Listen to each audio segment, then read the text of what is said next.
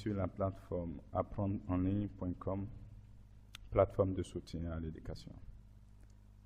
La présente vidéo concerne la géométrie dans l'espace, essentiellement adressée aux élèves des classes de terminale scientifique.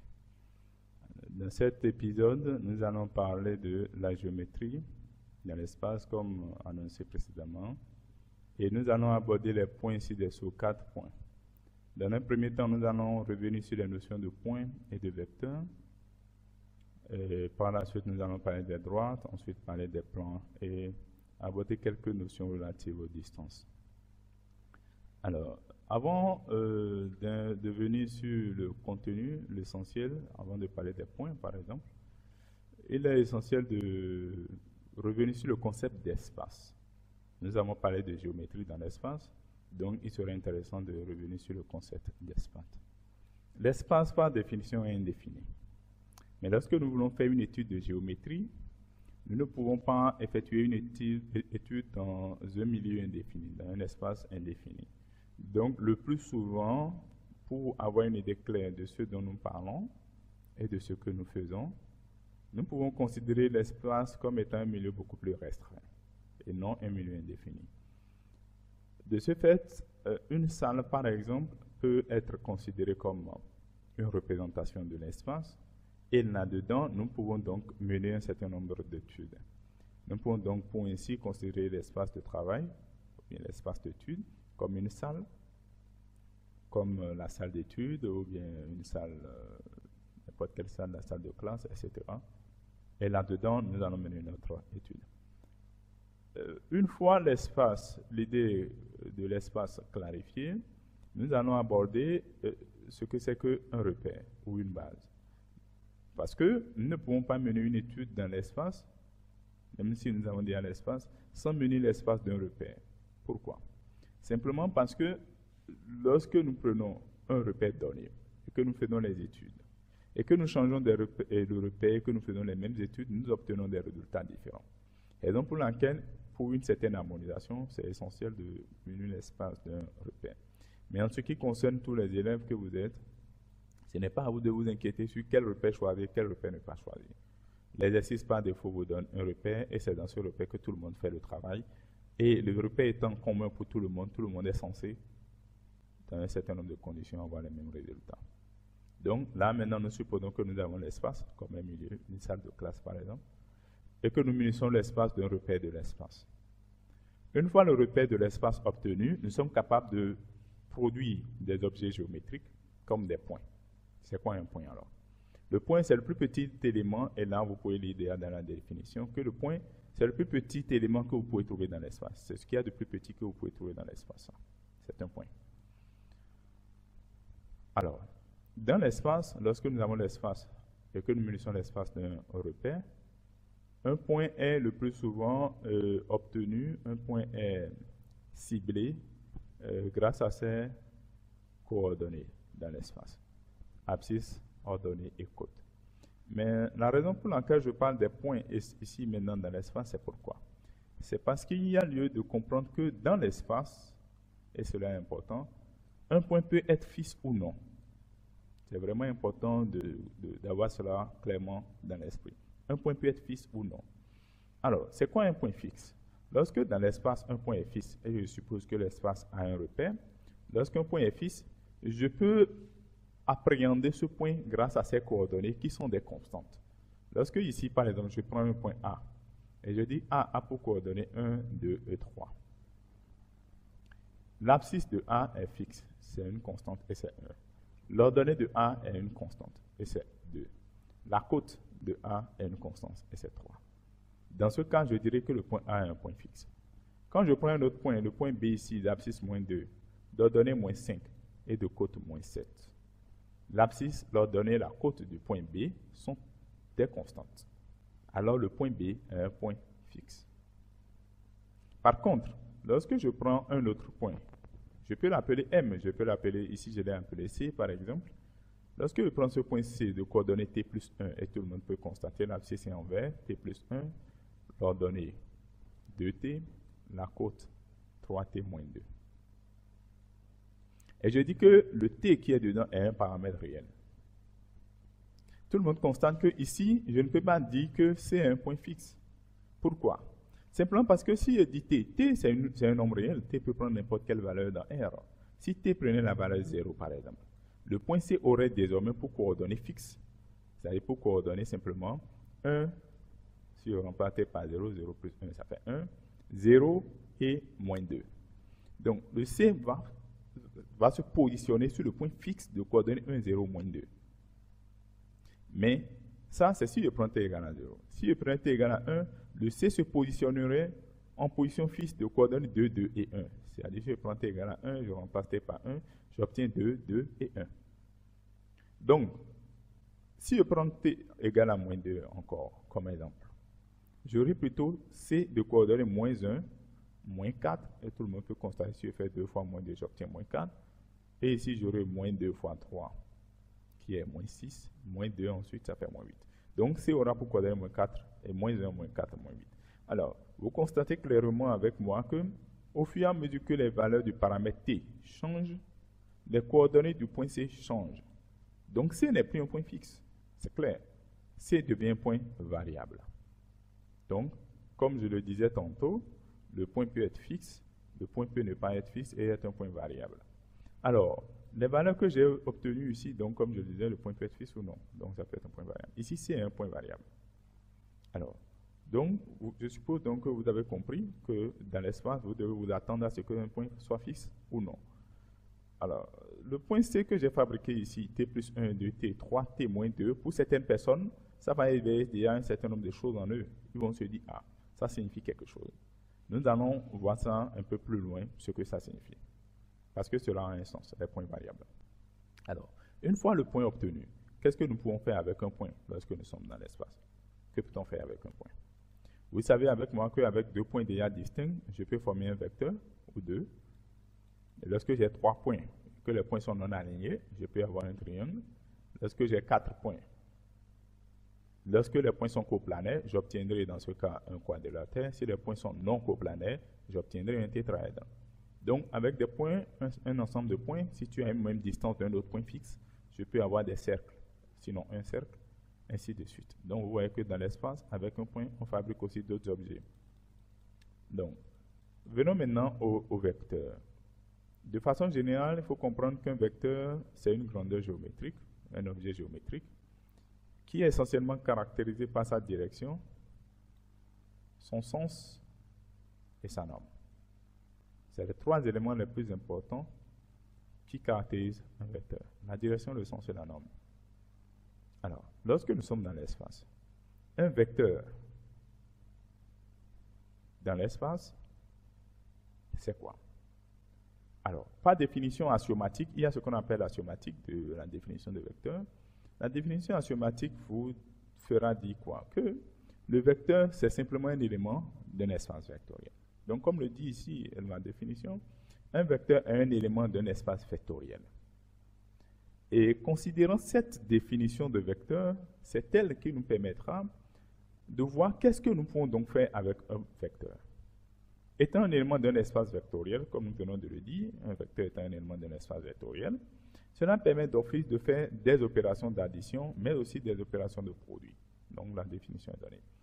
Donc, un vecteur étant un élément d'un espace vectoriel, cela nous permet de faire des opérations d'addition et de faire des opérations de produit avec des vecteurs. Donc, ça veut dire qu'on peut additionner des vecteurs et on peut multiplier des vecteurs. Alors, la question d'additionner des vecteurs, j'espère que déjà depuis la classe de 3e, tout le monde en a une notion claire. Je peux dire que dans l'espace vectoriel, j'ai un premier élément qui est un vecteur, bien sûr, comme on vient de le dire, U. Un second vecteur qui est V. J'ai la possibilité de faire U plus V, U moins V, U plus 2V, ainsi de suite. Donc, nous n'allons pas revenir sur cette notion. Par contre, nous allons parler de l'aspect produit des vecteurs. Alors, lorsqu'on prend des vecteurs, il y a 4 produits que nous pouvons effectuer. J'espère que nous sommes dans une séance de révision et donc que vous le savez. Avec un vecteur, vous pouvez faire 4 produits possibles. Le premier produit, c'est le produit du vecteur ou bien de n'importe quel vecteur par un nombre réel. C'est-à-dire le produit par un scalaire. Ici, le produit par un scalaire. Je peux dire aussi le produit d'un vecteur par un scalaire. C'est quoi un scalaire? Un scalaire, c'est un élément de R. 2, moins 2, 5, moins 5, racine carrée de 3, 3 racine de 3 sur 2. Donc tout ça, ce sont des scalaires, des éléments de R. Alors, lorsque je prends un scalaire K et que je le multiplie par un vecteur U, U, je le rappelle, est un élément d'un espace vectoriel, par définition axiomatique. Un vecteur est un élément d'un espace vectoriel. Alors, lorsque je multiplie un vecteur par un réel, j'obtiens un nouveau vecteur. Donc, le produit de n'importe quel vecteur par un scalaire donne un vecteur. C'est ce qu'il y a lieu de retenir. Donc, une fois le produit du scalaire par le réel maîtrisé, nous allons maintenant parler du produit scalaire. Je ne parle pas de produit par un scalaire, mais je parle de produit scalaire. Vous savez, je viens de dire que le scalaire, c'est un nombre réel. Le produit scalaire, c'est un produit entre deux vecteurs et ce produit permet d'avoir un réel. J'ai dit, un scalaire, c'est un nombre réel. Donc, le produit scalaire permet d'avoir, à partir de deux vecteurs, un nombre réel. Alors, lorsque j'ai le produit scalaire, comment je fais le produit scalaire? Pour faire le produit scalaire, les amis, j'ai besoin de deux vecteurs. Donc, je suppose que je me suis donné un vecteur U et un vecteur V. Le produit scalaire de U par V donne un réel, ce que nous appelons un scalaire. Alors, comment on fait le produit scalaire? Le produit scalaire de U par V peut se faire de deux façons. Mais je voudrais clarifier ce que c'est réellement que le produit scalaire. Tout le monde peut, aujourd'hui, à l'heure où nous sommes, à la date où nous sommes, déjà faire le produit scalaire. Mais c'est quoi le produit scalaire? Le produit scalaire de U, d'un vecteur U par le vecteur V, si je veux le faire, je choisis par exemple un vecteur qui impose une direction. Je peux dire que je prends U qui impose la direction. Dans ce cas, qu'est-ce que je fais? Je prends le vecteur V. Je projette le vecteur V sur la direction de U. Et je prends la norme de ce projeté que je multiplie par le vecteur U. Mais en faisant le projeté, je peux avoir le projeté qui va dans la même direction que U ou qui va dans le sens contraire de U. Donc, si je veux faire le produit scalaire de U par V, je prends le vecteur U. Ensuite, donc je suppose en prenant le vecteur U que c'est U qui impose la direction positive. La direction de U, c'est la direction positive. Ensuite, je projette V sur U. En projetant V sur U, j'obtiens évidemment un nouveau vecteur. Je prends sa mesure algébrique et ensuite je multiplie ça par la norme de U et j'obtiens le produit scalaire. Du coup, si V, sont projetés sur U, va dans la même direction que U, alors la norme, sinon devrais-je dire la mesure algébrique, est positive et le produit par la norme de U devient une quantité positive. Par contre, si le projeté sur la direction de U va dans le sens contraire de U, alors là, la mesure algébrique du projeté devient une valeur négative. Multiplié par la norme de U, on obtient une valeur négative. Alors, donc, le nombre U scalaire V est égal au produit de la norme de U par la mesure algébrique du projeté de V sur U. Je viens de l'expliquer. Mais on peut faire le contraire. On peut prendre la norme de V et multiplier la norme de V par la mesure algébrique, il y a, je crois, la mesure algébrique qui manque ici, par la mesure algébrique du projeté orthogonal de U sur V. Donc, c'est un peu illustré par ici. C'est un peu illustré. Alors, dans le premier cas ici, je suppose donc que c'est V. Donc, j'ai le vecteur V, j'ai le vecteur U. Je suppose que c'est V qui impose la direction positive. U est là, je projette U sur V. J'obtiens le vecteur que je peux appeler MH. Vous constatez que MH va dans le sens de V, dans le même sens que V. Dans ce cas, sa mesure algébrique sera positive. Je prends sa mesure algébrique de MH que je multiplie par V. Alors ici, ça c'est le premier cas. Je peux prendre V aussi. Et là, je suppose que c'est U qui impose la direction positive.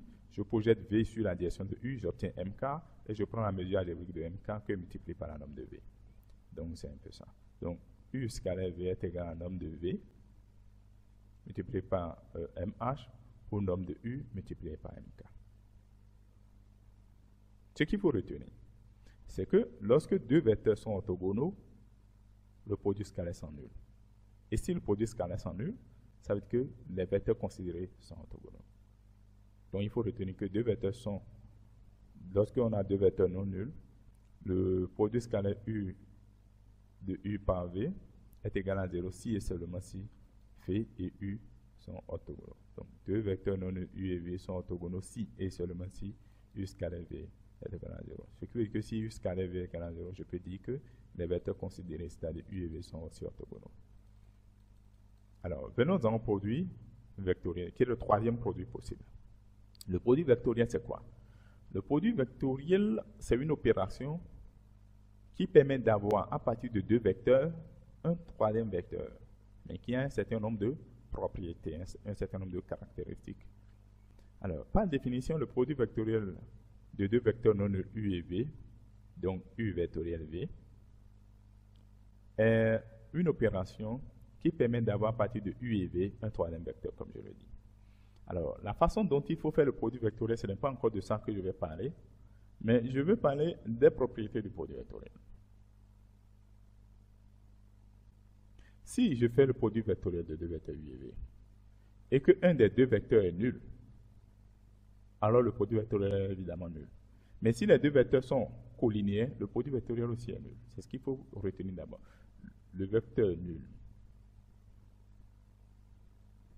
est le résultat du produit vectoriel U vectoriel V si au moins un des deux vecteurs est nul. Alors, si je suppose que les deux vecteurs sont non nuls, et que je fais U vectoriel V, que ça donne un troisième vecteur W, alors il faut comprendre que si U vectoriel V est égal à W, alors le vecteur W obtenu à partir du produit vectoriel est un vecteur normal au plan formé par les vecteurs U et V, c'est-à-dire les vecteurs U et V étant supposés non collinéaires. Je l'ai rappelé précédemment que si U et V étaient collinéaires, le produit vectoriel serait nul. Mais si je suppose que le produit vectoriel n'est pas nul et que ça donne un troisième vecteur W, c'est-à-dire que les vecteurs U et V sont tous non nuls et sont non collinéaires. Les vecteurs U et V étant non collinéaires, ces deux vecteurs déterminent une base pour un plan P, par exemple. Si je fais U vectoriel V, maintenant, j'obtiendrai un troisième vecteur W qui est normal au plan P. Et vous vous souvenez que le plan P, c'est un plan qui a UV comme base. Alors, si les vecteurs U et V sont non nuls, donc voilà un peu la situation. Donc, je reprends le produit vectoriel de deux vecteurs non nuls UV, en supposant que les deux vecteurs sont non collinéaires, donne un troisième vecteur W qui est normal au plan formé par U et V. Alors, si U vectoriel V est égal à W, alors le triplet U, V, W, pris dans cet ordre, U, V, W, pris dans cet ordre, est une base directe de l'espace. Une base directe de l'espace. Donc, si je fais U vectoriel V que j'obtiens un troisième vecteur W, alors dans cet ordre, U, V, W forme une base directe de l'espace. Il faut noter autre chose, que si, que si je remplace l'un quelconque de ces trois vecteurs, U, V, W, ce triplet, si je remplace n'importe lequel de ces trois-là par son opposé, ou bien par un vecteur collinéaire à son opposé, c'est-à-dire équivalent à son opposé. Si je remplace n'importe lequel de ces trois vecteurs par son opposé, j'obtiens directement une base indirecte. Supposons que c'est U qui est remplacé par son opposé, qu'on a moins U. Dans ce cas, la base formée par moins U, V et W, et si je n'ai pas mis les vecteurs, donc il faudra faire attention, il y a un vecteur normalement. Donc, la base formée par moins U, V et W est une base directe et indirecte, je veux dire, une base indirecte de l'espace. Si c'est V que je remplace par son opposé, U moins V et W est aussi une base indirecte. Si je remplace W par son opposé, j'obtiens la base U, V moins W, qui est aussi une base indirecte. Mais, si je remplace deux vecteurs par leur opposé, c'est-à-dire si je remplace UV par leur opposé, qui devient moins U moins V, ou bien je remplace U et W par leur opposé, qui devient moins U et moins W, ou bien encore V et W, qui devient moins V moins W. Si je fais ces permutations, j'obtiens toujours une base directe. C'est ce que dit le deuxième point. La base obtenue serait une base directe de l'espace si deux vecteurs sont remplacés par leur opposé. Donc, la base obtenue en remplaçant deux vecteurs par leur opposé respectifs, bien sûr, est une base directe. C'est ce que j'essaie d'expliquer. Donc, si je remplace U et V par leur opposé, donc j'obtiens moins U, moins V, et le troisième composant, c'est W, là j'ai une barre directe. Si c'est les deux derniers que je remplace par l'opposé, j'obtiens une barre directe. Si c'est le premier dernier, j'obtiens une base directe. Alors, vous devinez par récurrence, donc, que lorsque je vais remplacer les trois vecteurs par leur opposé, j'obtiens une base indirecte. C'est censé, n'est-ce pas? Si je remplace, je suppose que j'ai moins U, moins V.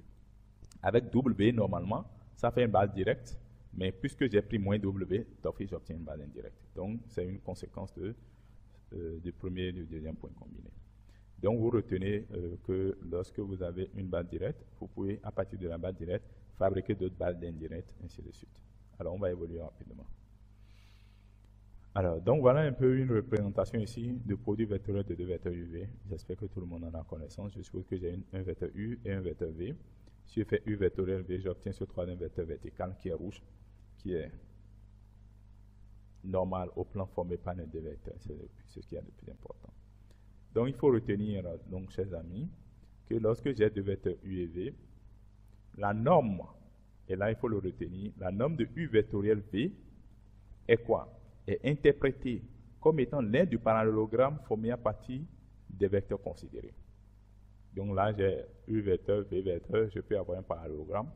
Ici, par exemple, en construisant le parallèle à U passant par V, par l'extrémité de V, le parallèle à V passant par l'extrémité de U, et j'obtiens un parallélogramme. L'aide de ce parallélogramme n'est que la norme de U vectoriel V, ça s'arrête là. Vous voyez que c'est normal, hein, quand nous étions déjà au primaire, on nous disait que l'aide d'un rectangle, c'est longueur fois largeur. Et si vous faites attention ici, vous allez voir que la longueur et la largeur peut représenter deux vecteurs, que c'est une sorte de produit qui donne l'air. Donc, rapidement, vous comprenez comment nous avons produit ce résultat au primaire. Alors, voyons le dernier point par rapport au produit, le produit mixte. Alors, c'est quoi le produit mixte? Pour faire le produit mixte, d'abord, il faut avoir trois vecteurs et non deux. Le produit mixte de vecteurs U, V, W n'est plus ni moins que le produit U vectoriel V scalaire W. C'est-à-dire, je fais le produit vectoriel de 2 et le résultat obtenu est bien un vecteur et je fais un produit scalaire avec le troisième. Donc, soit U, V et W, trois vecteurs de l'espace. On appelle produit mixte de U, V, W le scalaire. Vous comprenez que ça donne un réel parce que le produit scalaire donne un réel. Le scalaire, on peut noter ça en croche comme ça, U, V, W. Le scalaire obtenu en faisant le produit vectoriel de U et V, puis son produit scalaire par W. Donc ça fait U vectoriel V scalaire W. C'est ça le produit mixte de U, V, W. Alors, le produit mixte est quoi? Lorsque je prends U, V, W et je fais le produit mixte de U, V, W, j'obtiendrai le même résultat en faisant ce qu'on appelle une rotation.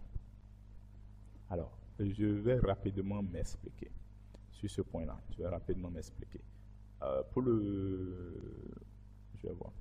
vais rapidement venir sur le point ici. Considérons la note que j'ai laissée. Je dis quoi? Que si deux des trois vecteurs sont collinéaires, le produit mixte est nul. Parce que vous êtes d'accord avec moi que le produit vectoriel serait nul et que le produit mixte sera nul. Donc, il faut juste retenir que le produit mixte sera nul si deux vecteurs sont collinéaires. Le produit mixte est invariant par ce que nous appelons une permutation circulaire. C'est ce que je vais expliquer tout à l'heure. Le produit mixte est invariant par une permutation circulaire. Alors, je vais m'expliquer. J'ai pris U, V, W dans cet ordre. Je vais faire une permutation circulaire, les amis. Comment je fais? C'est comme si j'envoie un W à la place de U à la place de V, et ensuite V à la place de W. J'ai fait une permutation circulaire. Donc, j'ai U, comme vous le voyez ici, U, V et W, vous voyez ça dans cet ordre. Maintenant, je pousse, c'est-à-dire je fais une rotation en quelque sorte, où j'envoie un W à la place de U, et donc U à la place de V, et V à la place de W. Donc, en faisant cette rotation, j'obtiens ce qui est ici V, W, U et V. J'espère que vous voyez ça. Alors, ensuite, ici, je fais encore une permutation circulaire. C'est-à-dire, j'envoie V alors à la place de W, et ça devient V ici en première position. En envoyant V à la place de W, je pousse W à la place de U, j'obtiens alors W en deuxième position, et je pousse U à la place de V, j'obtiens U en dernière position. Donc, tous ces produits mixtes U, V, W, W, U, V, V, W, U sont identiques, c'est la même chose. Donc, on dit que le produit mixte est invariant par une permutation circulaire. Alors, qu'est-ce qu'on fait du produit mixte, les amis? Le produit mixte, lorsque vous le faites, vous obtenez un volume. Alors, je crois que c'est bien présenté. Alors, qu'est-ce qu'on fait du produit mixte? Si je prends 3 vecteurs UVW dans cet ordre, et je suppose que les 3 vecteurs ont même origine. Ça peut ne pas être 3 vecteurs UVW, hein. Ça pourrait être AB, AC, AD, si j'avais un pavé droit. Donc, si j'ai les 3 vecteurs UVW, que je fais le produit mixte, j'obtiens le volume du solide qui a été produit à partir de ces vecteurs. Donc, la valeur absolue du produit mixte est interprétée comme étant le volume du parallélépipède construit sur les vecteurs considérés. Il est aussi égal au sixième du tétraèdre construit à partir de ces vecteurs. En même temps, nous avons parlé du produit mixte, et je viens de vous dire quoi? Que le produit mixte, si vous le faites pour 3 vecteurs, vous obtenez un volume. Si je suppose ici le vecteur en vert, que c'est AB, que le vecteur en bleu ici, que c'est AC, que le vecteur rouge, c'est AD. Si je fais AB vectoriel AC scalaire AD, j'obtiens le volume de tout le solide qui est en face de moi, de tout ce solide-là. Mais si je suppose que le point qui est ici, puisque j'ai dit que le vert c'est AB, donc je joins B à C, C à D et D à B. Si je fais cette jointure, si je joins ces points successivement et que je dégage ce qui ne m'intéresse pas à droite, j'obtiens un genre de tétraèdre que j'ai essayé de représenter ici, AB, AC, AD. À peu près. C'est pas exactement la même chose, mais bon, j'ai juste voulu vous montrer de quoi je parle. Donc, c'est un tétraèdre. Si ici, par exemple, dans ce tétraèdre, je fais AB vectoriel AC, AB vectoriel AC scalaire AD, je vais avoir le volume de tout un solide qui est plus grand que ce tétraèdre-là. Et si je divise ce volume en 6, j'obtiens exactement le volume du solide que j'ai en face de vous, que je vous présente. Donc, pour avoir le volume du solide que j'ai là maintenant, je dois faire AB vectoriel AC scalaire AD divisé par, excusez-moi, je prends sa valeur absolue, je reprends. Pour avoir le volume du solide que j'ai en face de moi, je fais AB vectoriel AC, bon, je peux faire AB vectoriel AD aussi, AB vectoriel AC scalaire AD. Je prends la valeur absolue du résultat, que je divise par 6 et j'obtiens le volume de ce qui est en face de moi. Mais si je fais AB vectoriel AC scalaire AD, je prends sa valeur absolue, j'obtiens tout le volume de tout le solide qui est là. Donc, je crois que c'est comme ça que vous comprendrez que on nous disait que le volume d'un pavé droit, c'est base fois hauteur sur 2, longueur fois largeur fois hauteur. Vous comprenez comment c'est venu. Donc, c'est un produit mixte qui a été simplifié tout simplement. Alors, donc voilà un peu sur les produits. Nous allons évoluer maintenant et parler des droites. Alors, sur les droites, qu'est-ce qu'il y a lieu de retenir, les amis? Il y a lieu de retenir que une droite, du point de vue analytique, est caractérisée par 2 types d'équations, l'équation cartésienne et l'équation paramétrique. L'équation cartésienne est de la forme AX plus BY plus CZ plus D égale 0, où les nombres A, B, C et D sont des réels, mais particulièrement les 3 premiers, le A, le B, le C, sont les coordonnées du vecteur normal à la droite. Ça peut être les coordonnées de n'importe quel vecteur normal. Pour avoir D, il faudrait connaître un point de la droite. Alors, lorsque j'ai une droite, vous voyez, je vais essayer de considérer la représentation ici. Je prends un vecteur normal à la droite, n. Il est possible d'avoir plusieurs droites ayant n comme vecteur normal. Je peux avoir une droite qui passe par le sommet là, je peux avoir une droite qui passe un peu partout, qui sera parallèle à la droite D que j'ai tracée ici. Donc je peux avoir une famille de droites, quasiment une infinité de droites. Mais il y aura une seule droite qui passera par un point fixe A donné. Je suppose que c'est cette droite qui nous intéresse. Pour avoir son équation cartésienne, alors je vais dire, je prends les coordonnées du vecteur normal et j'écris que D aura une équation de la forme AX plus BY plus CZ plus T égale 0. Je suppose que A, B et C sont connus. C'est pourquoi je les ai mis en couleur. Donc je remplace ici, par exemple, le vecteur normal c'est 2, moins 2 et 3. Je mets ici 2, moins 2 et 3. Et le D, je laisse ça inconnu. Pour avoir le D, vous savez que je viens de dire qu'il y a un point A qui appartient à la droite. Donc le X, le Y et le Z seront respectivement remplacés par X de A, Y de A et Z de A. Et cela me donnera D égale à moins AXA, moins BYA, moins CZA. Une fois D obtenu, je remplace D et j'ai l'équation cartésienne. Alors, À quoi sert une équation cartésienne? Nous allons revenir à cela tout à l'heure, sur ces points-là. À quoi sert une équation cartésienne? Nous allons revenir là-dessus. Mais ce qu'il faut retenir, c'est derrière une équation cartésienne, comment on l'obtient. Ensuite, il y a l'équation paramétrique. L'équation paramétrique, on l'obtient à partir d'un vecteur directeur à la droite. Donc voilà, ma même droite, je suppose que le vecteur normal est toujours là. Je prends un autre vecteur qui est orthogonal au vecteur normal, qui représente donc un vecteur directeur à la droite. Et je veux avoir l'équation paramétrique. L'équation paramétrique, c'est sous la forme que j'ai présentée ici, x égale à y égale z égale. Alors, j'aligne d'abord les coordonnées d'un vecteur directeur, donc je suppose que le vecteur directeur u ici a pour coordonnées a, b, c, comme présenté ici. Donc, si par exemple a, b, c, c'est 1, 1, 2, je mettrai ici 1, 1 et 2. Et je multiplie par un paramètre de mon choix. Ça peut être alpha, comme j'ai pris ici, mais vous pouvez prendre t, m, q, ainsi de suite. C'est à vous de voir. L'essentiel, c'est de dire que ce paramètre est réel. Ensuite, vous ajoutez les coordonnées d'un point de la droite. Et cela est encore important. Parce que vous constatez, les amis, que si j'ai le vecteur directeur u, et je veux une droite ayant u comme vecteur directeur, je peux avoir une infinité de droites. Je vais avoir une infinité de droites qui seront parallèles entre elles et qui auront u comme vecteur directeur. Mais il y aura une seule droite qui passe par un point historique. Donc, vous pouvez avoir l'équation paramétrique. Je mets x égale y égale z égale. J'aligne les coordonnées du vecteur directeur que je multiplie par un paramètre réel. Ensuite, j'ajoute les coordonnées du point fixe que je connais. Et j'ai obtenu l'équation cartésienne.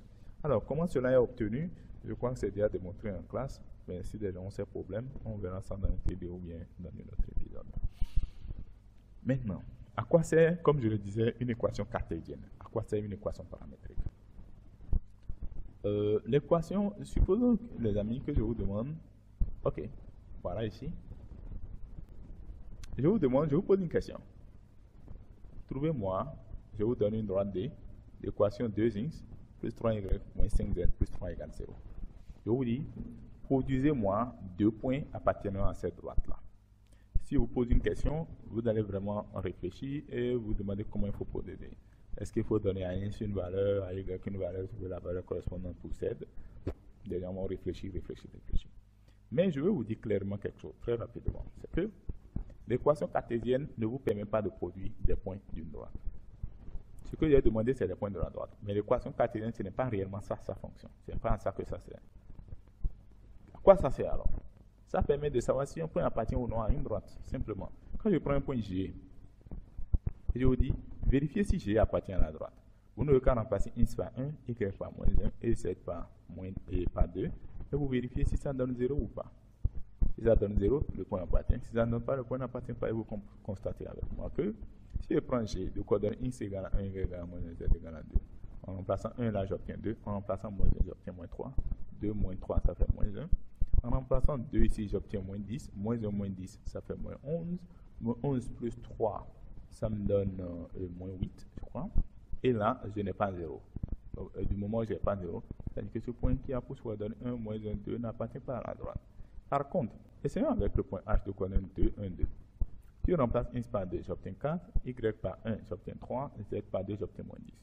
Donc j'ai dit 4 plus 3, ça fait 7. 7 plus le dernier 3 qui est constant ici, ça fait 10. Moins le 10 produit par moins 5z, ça donne 0. Donc avec h, j'obtiens 0. Signifie que h appartient à B. Donc, une équation cartésienne, rapidement, elle vous permet de savoir si un point appartient à la droite ou non. Par contre, je reviens à ma question précédente. Je veux deux points appartenant à la même droite. Je suppose, les amis, que j'ai l'équation alors paramétrique de la droite. Alors, l'équation paramétrique, je suppose que les A, B, C ici sont connus, que I0, Y0, Z0 sont connus. Alors, pour vous présenter ça, je peux essayer de dire que j'ai, par exemple, x égale à 2t plus 1. Y égale à t moins 2. Et z égale à 3t moins 5. Et je dis que t est réel. Alors, si je dis que t est réel, alors, si je dis de produire un point de la droite, vous voyez les amis, c'est très facile. Je n'ai qu'à attribuer à t une valeur. Je prends t par exemple 0. Si je prends t 0, alors j'obtiendrai le point de coordonnée. Rapidement, je vais voir si je vais m'en sortir avec ça. j'obtiendrai, en prenant t égale à 0, j'obtiendrai le point de coordonnée 1, en remplaçant t par 0, x me donne ici 2 fois 0, 0 plus 1, ça fait 1. J'ai pris t égale à 0, donc 0 moins 2, ça fait moins 2. T égale à 0, 3 fois 0, 0 moins 5, ça fait moins 5. Voilà, c'est ce que j'obtiens. Et d'office, j'ai eu le point de ma droite. Si je veux un autre point, c'est très facile encore. Je peux prendre t égale à une autre valeur. Je peux prendre t, par exemple, égale à 1. En prenant t égale à 1, j'obtiens 3, moins 1, vous constatez avec moi, j'espère, moins 2. Et j'obtiens encore un point de la droite, ainsi de suite. Ça veut dire que si je veux avoir des points de la droite, c'est très facile pour moi.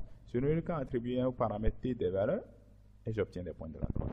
Par contre, si je vous dis vérifier, est-ce que le point C de coordonnées, je prends ça comme ça, est-ce que le point C de coordonnées 5, 6, 7 appartient à cette droite-là? Vous aurez en fait du travail.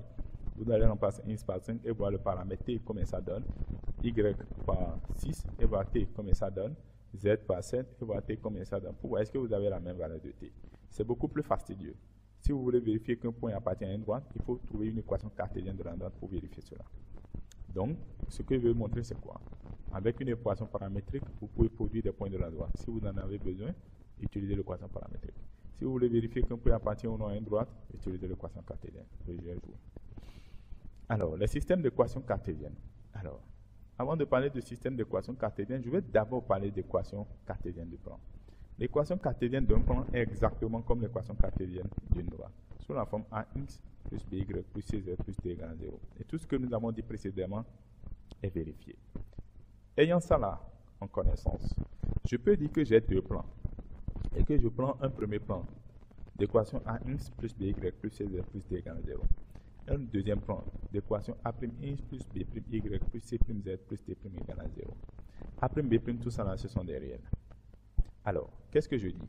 Que, étant donné que l'intersection de deux plans est une droite, alors je peux considérer ce système d'équations comme étant l'équation, c'est-à-dire un système d'équations cartésienne de ma droite. Je m'explique de nouveau. J'ai un plan qui a ça comme équation cartésienne, un plan et non une droite. Un deuxième plan qui a ceci comme équation cartésienne. L'ensemble formé par les deux équations cartésiennes est appelé un système d'équations cartésiennes. Et ce système d'équations cartésiennes est un système d'équations cartésiennes pour la droite qui est intersection des deux plans. Donc c'est pourquoi j'ai représenté le plan P ici, le plan Q sur le schéma. Et vous voyez l'intersection des deux plans. C'est la droite AB qui est ici. Et cette droite-là a pour système d'équations cartésiennes ce qui est ici. Donc pour prendre un exemple, je peux prendre le plan P d'équation x plus y moins z égale à 0. Le plan Q d'équation moins x moins y plus z plus 5 égale à 0. Je prends les deux comme ça. Ça forme un système d'équations cartésiennes. Et l'intersection de ces deux plans est une droite. Mais cette droite-là, je ne vais pas écrire son équation cartésienne sous la forme ax plus by, tout ça là. Je vais écrire ça sous la forme d'une réunion, c'est-à-dire d'un système d'équations cartésiennes de deux plans dont l'intersection est la droite en question. Donc voilà. Donc on peut avoir l'équation cartésienne d'une droite. Je vous ai montré ça tout à l'heure. L'équation paramétrique. Mais on peut avoir aussi le système d'équations cartésiennes formé par une équation cartésienne de deux plans. Maintenant, lorsque vous avez ça, qu'est-ce qu'on va vous poser comme question? C'est le plus souvent de trouver une équation paramétrique de la droite d'intersection. C'est généralement ce qu'on va vous demander, de trouver une équation paramétrique de la droite d'intersection. Alors, pour trouver l'équation paramétrique, c'est facile, les amis. Vous pouvez remplacer le paramètre z par la valeur de z par un paramètre. Et lorsque vous remplacez z par un paramètre, par exemple alpha, vous voyez qu'il y aura désormais comme inconnu x et y.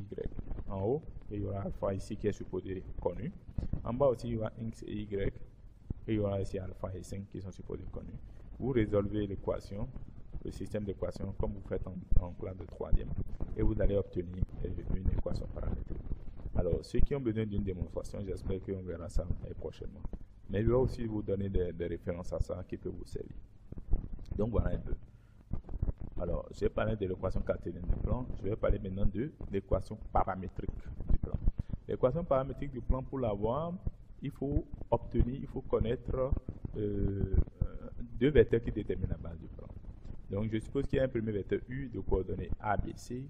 Donc, je dirais que l'équation paramétrique du plan, c'est sur la forme x égale y égale z égale. J'aligne d'abord les coordonnées. En vert, ici, j'aligne les coordonnées d'un vecteur qui détermine la base du plan. considéré. Ensuite, A', B', C'. Ce sont les coordonnées du deuxième vecteur qui détermine la base. Et je multiplie ensuite cela par un paramètre de mon choix. Et j'aligne ici les coordonnées d'un point précis du plan. Donc je reprends. Je veux l'équation paramétrique d'un plan. J'ai besoin de deux vecteurs qui déterminent une base du plan. Et j'ai besoin d'un point qui est dans le plan. J'aligne les coordonnées du premier vecteur qui fait partie des vecteurs de base. J'aligne ces coordonnées que je multiplie par un paramètre réel. Ensuite, je prends le deuxième vecteur, j'aligne ses coordonnées comme vous voyez en haut ici. Et je multiplie aussi cela par un autre paramètre. J'ajoute maintenant à l'ensemble les coordonnées du point fixe que je connais et j'obtiens d'office le système d'équation paramétrique du plan. Alors, donc ici je suppose que le premier vecteur c'est 2, 3 et 5. Donc j'aligne ici 2, 3, 5. Je multiplie par alpha. Si le second vecteur pour coordonnées moins 1, moins 1, moins 3, donc je mets ici moins 1, moins 1, moins 3. Je multiplie par un autre paramètre et j'ajoute les coordonnées du point fixe. Alors, on voit un peu. Distance d'un point à une droite. Alors, la distance d'un point à une droite, on la calcule de la même façon qu'on calcule la distance d'un point à un plan. Donc, les deux sont ensemble. Distance d'un point à une droite, distance d'un point à un plan, c'est la même chose, c'est la même formule. Comment on fait? Très simple. Je prends un point, je suppose d'abord que, vous savez, bon, il y a deux cas. Hein.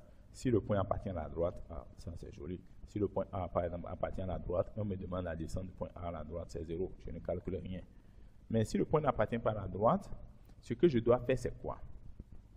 Je prends le point A, qui n'appartient pas à la droite.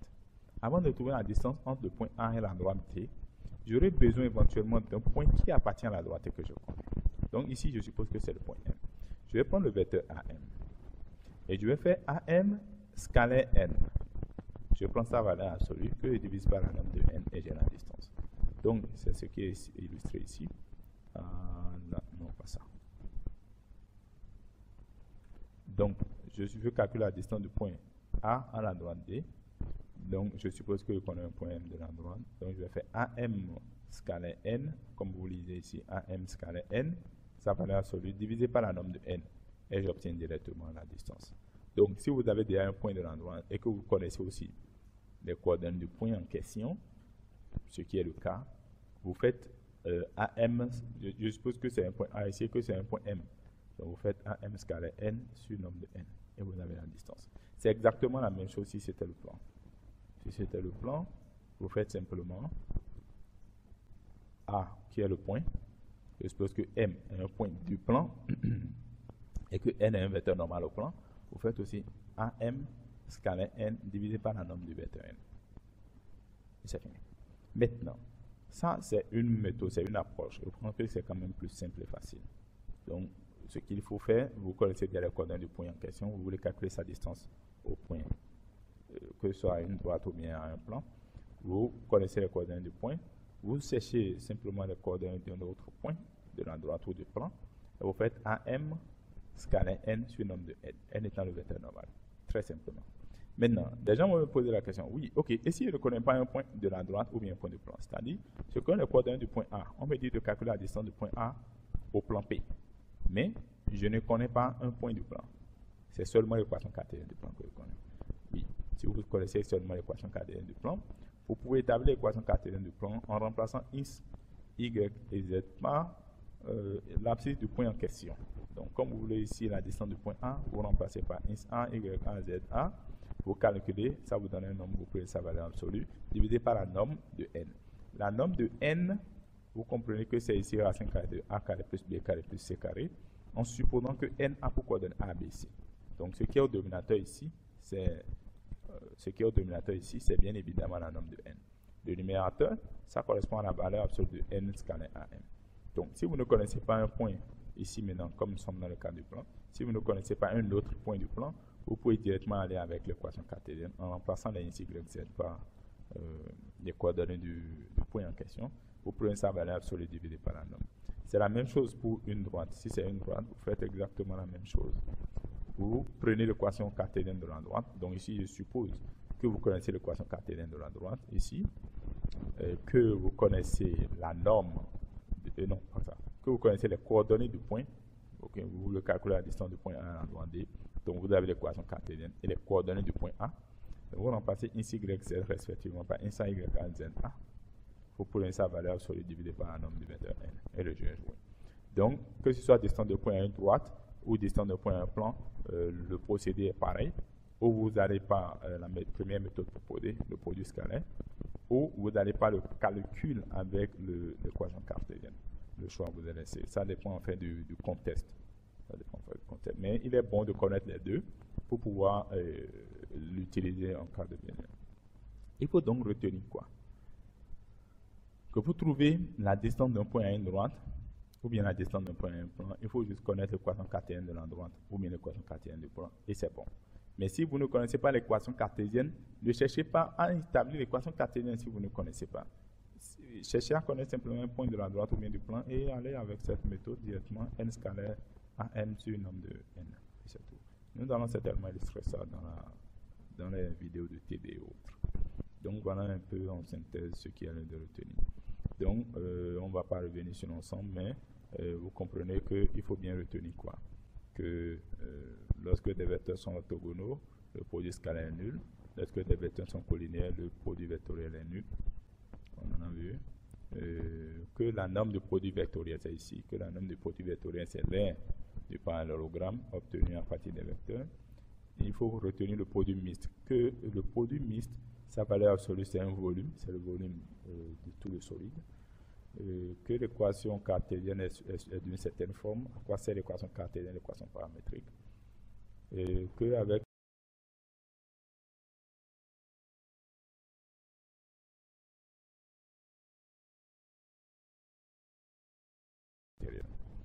donc je vous remercie vous tous, beaucoup de courage à tous les candidats et à la prochaine.